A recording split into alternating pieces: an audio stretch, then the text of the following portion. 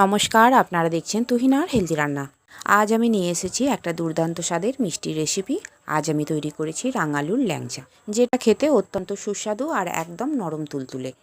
এর জন্য সবার প্রথমে আমি কয়েকটা রাঙালু নিয়ে নিয়েছি। এটা কিছুক্ষণ আমি জলে ভিজিয়ে রেখেছিলাম। এরপর ভালো করে এইগুলোকে আমি রগড়ে রগড়ে ধুয়ে নেব। রাঙালুর গায়ে লাল রং করা থাকে, তাই ভালো করে রঙগুলো তুলে দিয়ে আমি এইগুলো ছাড়িয়ে আমি এখন কেটে নিয়েছি। এখন এইগুলোকে আমি সিদ্ধ বসিয়ে নেব। একটা জায়গায় জল দিয়ে দিয়েছি, গ্যাসে আমি বসিয়ে দিয়েছি সিদ্ধ।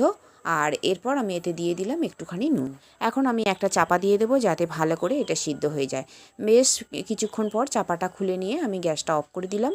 আর এখন একটা চামচ দিয়ে একটা জায়গায় এই রাঙালুগুলো তুলে নেব। রাঙালুগুলোকে খুব ভালো করে সিদ্ধ করে নিতে হবে, যেন কোনো জায়গায় এটা শক্ত না থাকে। এরপর এইগুলোকে হালকা ঠান্ডা করে নেব। আর তারপর একটা চামচ দিয়ে মোটামুটি গরম থাকতে থাকতেই এইগুলোকে আমি চটকে নেব। খুব ভালো করে এইগুলোকে মেখে নিতে হবে, যেন কোনো জায়গায় এতটুকুনি দলা না থাকে। এখন আমি চামচটা রেখে দিয়ে হাতে করেই ভালো করে আমি এইগুলোকে মেখে নিচ্ছি, কারণ হাতে করে আমি মাখলে বুঝতে পারবো যে কোথাও একটু দলা আছে কিনা। এরপর আমি এতে দিয়ে দেবো 10 টাকা প্যাকেটের আমুল দুধের গুঁড়ো। আমি এখানে 1 প্যাকেটই আমুল দুধ দিয়েছি, তবে এর বেশি দিলেও অসুবিধে নেই, তবে আমুল দুধটা দিলে খেতে খুব সুন্দর হবে। এখন দুধটার সঙ্গে রাঙালিগুলোকে হাতে করে খুব ভালো করে মেখে নিতে হবে।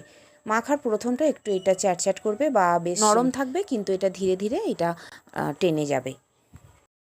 এখন আমার এটা খুব ভালো করে মাখা হয়ে গেছে। এখন আমি হাতে একটুখানি ঘি নিয়ে নিলাম, আর এই ঘিটা আবারও এই রাঙালির সঙ্গে ভালো করে মাখিয়ে দেব। ঘিটা মাখিয়ে নেবার পর আমি হাতটা ভালো করে পরিষ্কার করে নেব। তারপর হাতে একটু ঘি মাখিয়ে নেব। হাতে একটু আমি ঘি মাখিয়ে নিয়েছি। এবার ল্যাংচাগুলো তৈরি করে নেব। হাতে একটু ঘি বা সাদা তেল মাখিয়ে নিলে হাতে জড়িয়ে যাবে না, আর এটা তৈরি করতে খুব সুবিধা হবে। এখন আমার প্রথম ল্যাংচাটা সুন্দর করে আমি বানিয়ে নিয়েছি। এইটা আমি একটা প্লেটে রেখে দেব। এখন আমি আবারও একটু রাঙালু মাখা নিয়ে নিয়েছি। এইটা দিয়ে আমি আবারও একটা ল্যাংচা তৈরি করে নেব। এখন এইটাও আমার মোটামুটি তৈরি হয়ে গেছে। এটাকেও আমি রেখে দিলাম। আমি এই দুখানা ল্যাংচা তৈরি করে নিয়েছি। এখন আর একটা ল্যাংচা তৈরি করা দেখিয়ে দিচ্ছি।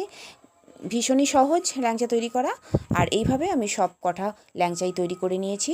এবারে এইগুলোকে ভেজে নিতে হবে, তবে তার আগে আমি একটু চিনির রস তৈরি করে নেব। আমি 1 কাপ চিনি আর 1 কাপ জল দিয়ে দিলাম, আর একটা চামচ দিয়ে ভালো করে নাড়াচাড়া করে নিলাম। আর এইটাকে কিছুক্ষণ আমি ফুটতে দেবো। কিছুক্ষণ ফুটে গেলে, চিনিটা গলে গেলে, আমি এতে একটা এলাচ থেতো করে দিয়ে দিলাম, আর দিয়ে দিলাম 1 টুকরো লেবু রস। এখন চামচ দিয়ে আমি ভালো করে গুলে নিলাম। এখন আমার চিনির রসটা তৈরি হয়ে গেছে। এবার এটাকে নামিয়ে নিলাম আর গ্যাসে ফ্রাই প্যান বসিয়ে দিলাম। এখন ওই ল্যাংচাগুলোকে আমি ভেজে নেব। দিয়ে দিলাম তেল, আর তেলটা গরম হলে আমি একটা একটা করে ল্যাংচা ভাজতে দিয়ে দেবো। আমার এই ভিডিওতে কোকিলের ডাক শোনা যাচ্ছে। আমাদের বাগানে গাছে এত পাখি আসে যে কি বলবো। আর এই বসন্তকালে তো সব সময় কোকিল ডাকে, তাই ভিডিওতে কোকিলের ডাক শোনা যাচ্ছে। এখন আমি বেশ কয়েক পিস ল্যাংচা এই তেলেতে দিয়ে দিয়েছি, আর হালকা 1 পিঠ হলেই আমি এইগুলোকে উল্টে দিতে হবে, তাই খুন্তি দিয়ে খুব ধীরে ধীরে এইগুলোকে আমি উল্টে দিচ্ছি। আমি আরও একটা ল্যাংচা দিয়ে দিলাম। কখনোই 1 পিঠ বেশি রাখলে তেলের ওপর হবে না, কারণ তাহলে কম বেশি ভাজা হয়ে যাবে। তাই অনবরত খুন্তি দিয়ে এইগুলোকে উল্টে পাল্টে নিতে হবে। আর এই সময় গ্যাসের ফ্লেমটা অবশ্যই মিডিয়াম রাখতে হবে, কারণ গ্যাসের ফ্লেম হাই থাকলে এইগুলো কিন্তু বেশি ভাজা হয়ে যাবে, কোন দিকটা কম ভাজা হবে।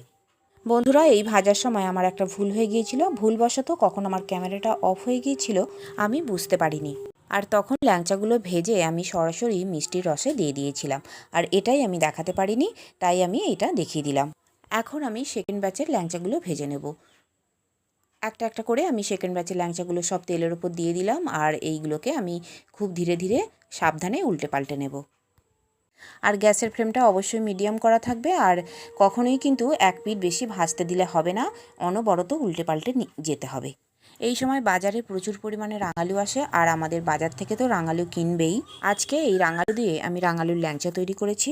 এছাড়াও রাঙালু দিয়ে রাঙালুর রুটি, পরোটা, লুচি তৈরি করা যায়।